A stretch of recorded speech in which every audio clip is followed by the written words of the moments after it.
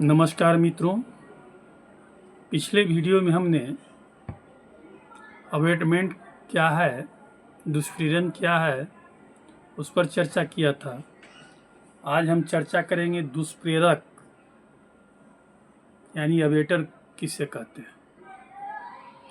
तो भारतीय न्याय संहिता की धारा 46 यानी 46 में वर्णित है कि वह व्यक्ति अपराध का दुष्प्रेरण करता है जो अपराध के किए जाने का दुष्प्रेरण करता है या ऐसे कार्य के किए जाने का दुष्प्रेरण करता है जो अपराध होता, यदि वह कार्य अपराध करने के लिए विधि अनुसार समर्थ व्यक्ति द्वारा उसी आशय या ज्ञान से जो दुष्प्रेरण का है किया जाता। तो इसमें है कि किसी व्यक्ति के द्वारा किसी को उसका चाहे वह विधि द्वारा उचित है या अनुचित है और कोई अपराध करा देता है तो वह दुष्प्रेरक कहा जाएगा यानी अबेटर कहा जाएगा। स्पष्टीकरण 1 है, किसी कार्य के अवैध लोभ का दुष्प्रेरण अपराध की कोटि में आ सकेगा चाहे दुष्प्रेरक उस कार्य को करने के लिए स्वयं आबद्ध न हो। फिर स्पष्टीकरण 2 है, दुष्प्रेरण का अपराध गठित होने के लिए यह आवश्यक नहीं है कि दुष्प्रेरित कार्य किया जाए या अपराध गठित करने के लिए अपेक्षित प्रभाव कारित हो। दृष्टांत उदाहरण के लिए क कहता है, क माने 1, दृष्टांत 1 है, वो कहता है कि ग की हत्या करने के लिए ख को क उसकाता है। ख वैसा करने से इनकार कर देता है कि क हत्या करने के लिए ख का दुष्प्रेरण का दोषी है। यहाँ जो है ग की हत्या करने के लिए ख को क उसकाता है, ख वैसा करने से इनकार कर देता है कि हम हत्या नहीं करेंगे, फिर भी यहाँ क जो है हत्या के लिए ख के दुष्प्रेरण का दोषी है। तो यहाँ यह स्पष्ट हुआ कि यह आवश्यक नहीं है कि अपराध हो ही जाए, फिर भी जो उसकाता है वह दोषी माना जाएगा। ख सब सेक्शन है, सब सेक्शन 2 कहेंगे, कहता है कि घ की हत्या करने के लिए ख को क उसकाता है। ख ऐसी उसकाहट के अनुसरण में घ को यह घायल करता है, घ का घाव अच्छा हो जाता है, क हत्या करने के लिए ख को उसकाने का दोषी है।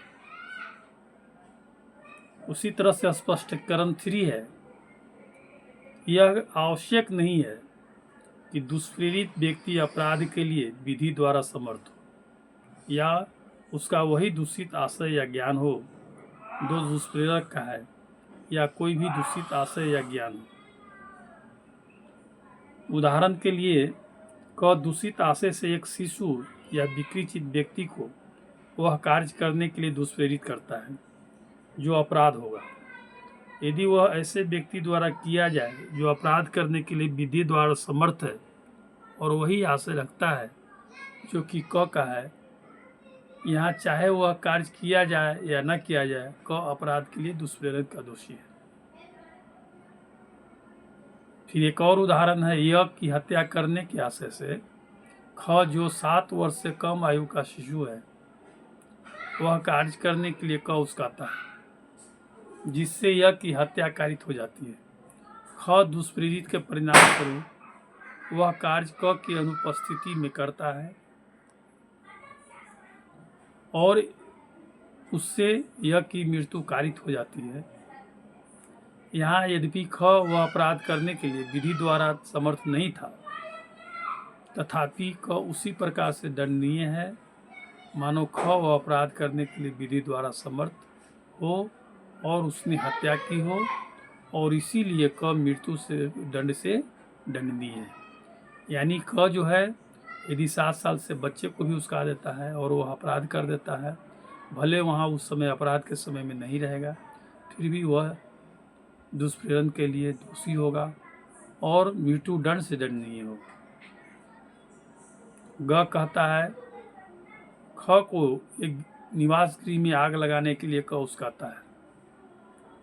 ख अपनी चित्त विकृति के परिणाम स्वरूप उस कार्य को प्रकृति या यह कि वह जो कुछ कर रहा है वह दोषपूर्ण या विधि के प्रतिकूल है जानने में असमर्थ होने के कारण क के उकसाने के परिणाम स्वरूप उस घर में आग लगा देता है। क ने कोई अपराध नहीं किया है, किंतु क एक निवास गृह में आग लगाने के अपराध के दुष्प्रेरण का दोषी है और उस अपराध के लिए उपबंधित दंड से दंडनीय है। उसके बाद घ कहता है क चोरी करने के आशय से यह के कब्जे में यह की संपत्ति लेने के लिए ख को उकसाता है। ख को यह विश्वास करने के लिए क उत्प्रेरित करता है कि वह संपत्ति क की है। ख उस संपत्ति का इस विश्वास से कि वह क की संपत्ति है यह के कब्जे से सद्भावपूर्ण ले लेता है।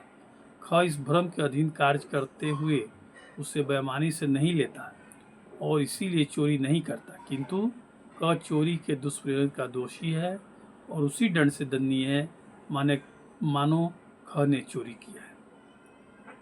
तो यह जो हुई, अब है स्पष्टीकरण 4। अपराध का दुष्प्रेरण अपराध होने के कारण ऐसे दुष्प्रेरण का दुष्प्रेरण भी अपराध है, इसमें ये चीज कहता है। इसका उदाहरण है ग को यह की हत्या करने के लिए उकसाने के लिए ख को क उकसाता है। ख तदनुसार यह की हत्या करने के लिए ग को उकसाता है और ख के उकसाने के परिणाम स्वरूप ग उस अपराध को करता है। ख अपने अपराध के लिए हत्या के दंड से दंडनीय है और क ने उस अपराध को करने के लिए ख को उकसाया, इसलिए क भी उस दंड से दंडनीय है।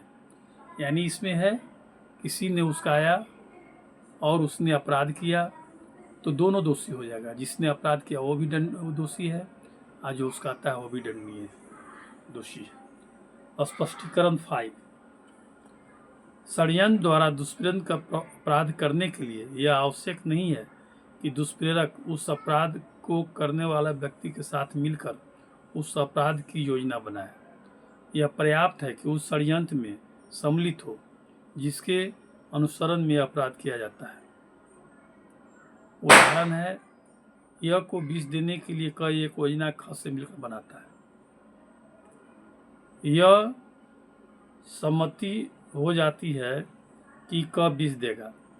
ख तक वर्णित करते हुए ग को यह योजना समझा देता है कि कोई तीसरा व्यक्ति विष देगा, किंतु क का नाम नहीं लेगा। ग विष उत्पाद करने के लिए सहमत हो जाता है और उसे उत्पाद करके समझाए गए प्रकार से प्रयोग में लाने के लिए ख को परिदत्त करता है। क विष देता है, परिणाम स्वरूप यह की मृत्यु हो जाती है।